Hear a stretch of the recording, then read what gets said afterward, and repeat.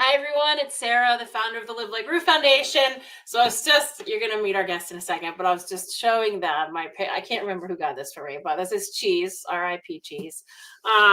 Because there's a dog hanging out in the background with the tongue hanging out. And you guys know how I feel about that. If you know me personally, those dogs are my jam. Anyway, without further, I might as well just bring them in, right? Because everybody wants to see this. Hi, everybody. Nice to meet you. So that's also the sweet little gem. I'm assuming she doesn't have any teeth, right, Camila? No, and she's also missing like a part of her lower jaw. Mm-hmm. That's how So Mac was. Yeah, they took it out because the teeth had rotted that part of his mouth. yeah, we actually don't know exactly what happened because she was like that when we adopted her, but we suspect it was probably that. Yeah. So, Oh. yeah. So I got your note. I know how much she means to you, and I wanted you to kind of tell the story because I think you found her. I'm gonna cry. You found her, and she found you at a time in your life when you really needed each other. Yeah. So we adopted her 3 years ago from the Frosted Faces Foundation, which is in San Diego, California. It's a really great organization that rescues senior pets. So she's from Palm Springs, California, which is like in the desert. And she ended up at the pound there because her owner had passed away. So it was her and another dog named Lilibet. Um, and Salsa was really sad. Like that first picture of her, like in the shelter, is like really heartbreaking. Especially because like I know her and like how she is. So essentially from there they went to another organization, I can't remember the name, and then eventually they got to Frosted Faces. So they ended up in San Diego. Originally they were going to get somebody to adopt Lilibet and Salsa together, thinking that they were bonded. However, they weren't. So they were kind of like, they started noticing that they weren't really paying attention to each other. And then eventually Salsa went into foster care. So she was in foster care for like almost 4 months, right? Mm-hmm. Yeah, like almost 4 months.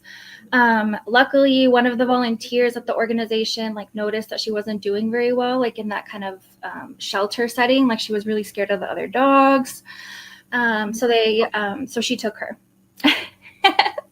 um, and yeah, eventually, like I was, kind of scrolling the website. My father had passed away not much earlier.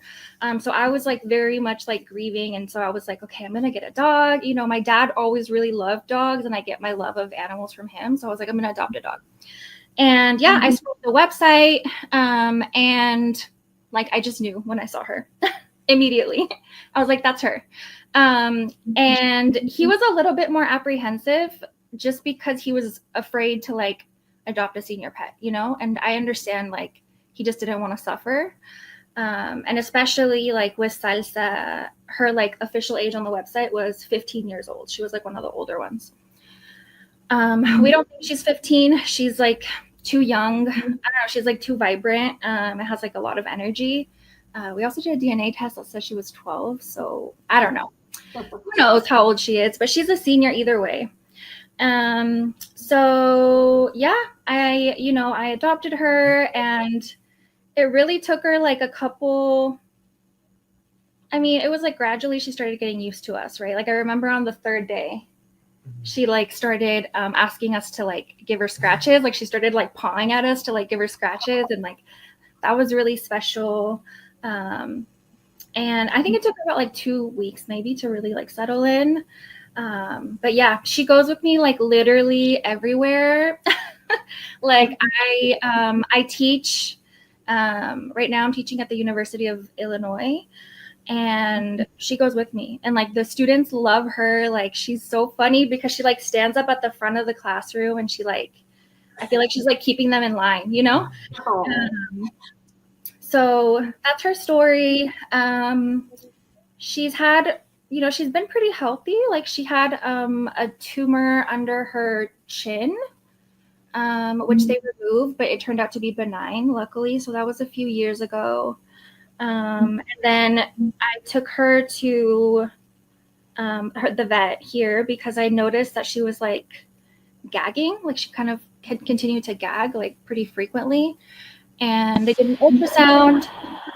And then that's when they saw her spleen. Like, it was like, they were like, there's so many tumors on it and it looks like it could like burst at any moment.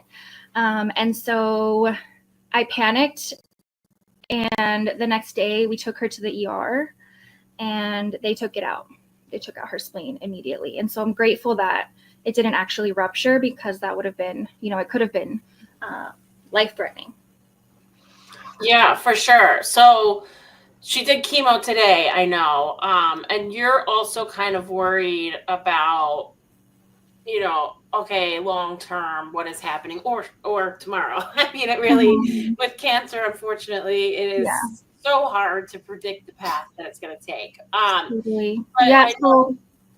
I was just going to say, so she didn't get chemo today. She finished her 5 rounds of chemo. Now she's just being monitored. Okay, good. And today they did imaging. From like 1 month out from her last chemo. Yeah.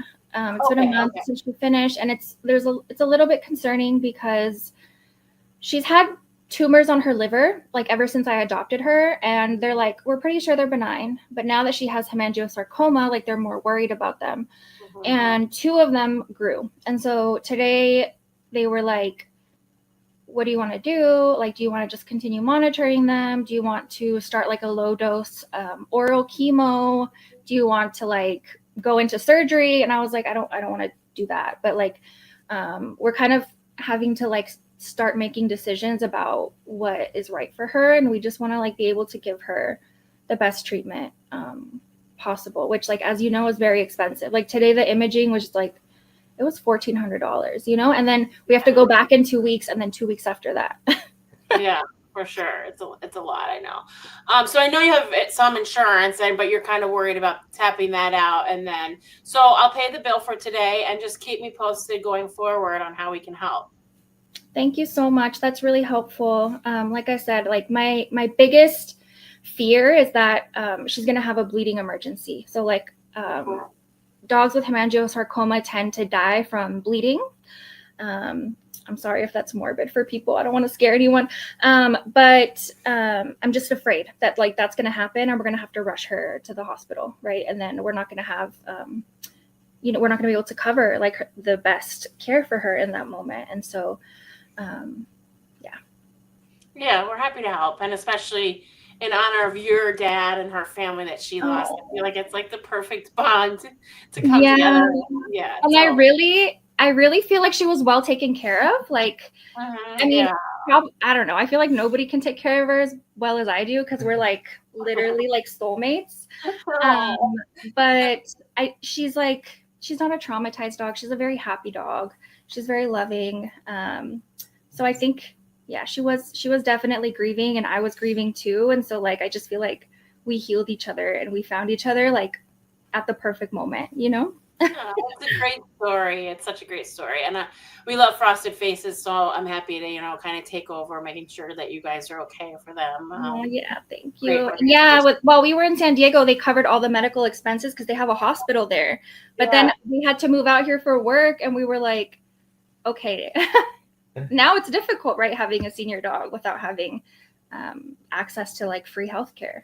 Yeah, and thank you for adopting a senior. I know that's pretty much all we adopt, and it's heartbreaking as it is, every few years for us to lose a dog, and sometimes it's months. Unfortunately, it's not easy. It's not for the faint of heart.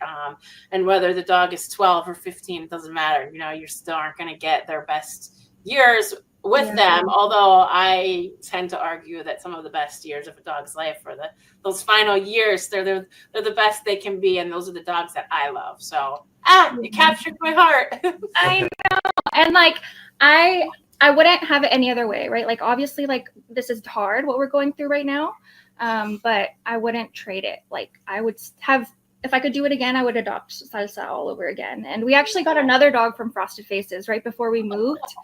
And he was also in honor of my dad, because my dad had dementia. And Conrad, which is our other Frosted Face, he has dementia. So we have 2. Oh, you're a saint. Well, thank you guys. It was nice to chat with you, and I'll be in touch soon, okay? Okay, it was nice to meet you, Sarah. Thank Bye. you. Awesome. Bye.